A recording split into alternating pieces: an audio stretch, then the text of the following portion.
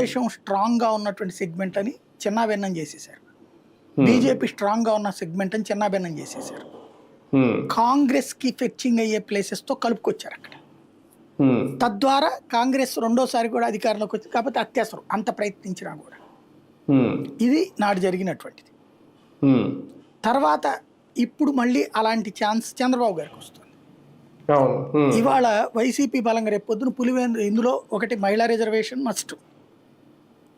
జనగణన పూర్తయ్యాక నియోజకవర్గాల పునర్విభజన జరగబోతుంది.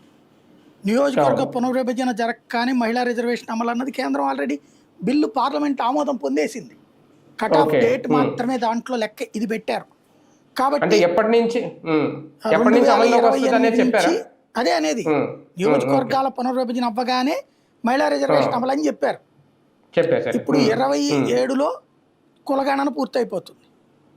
27 ఏది కులగణనకి రిజర్వేషన్ లేదు కదా, కులగణన మహిళలకు 33%.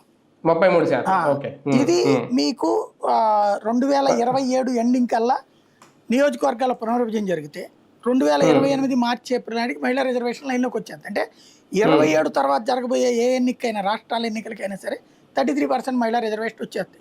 తెలంగాణ, మధ్యప్రదేశ్, రాజస్థాన్, ఛత్తీస్గఢ్లకి జరగబోయే ఎన్నికల్లో మహిళా రిజర్వేషన్ ఉంటుంది నెక్స్ట్ ఎలక్షన్స్కి.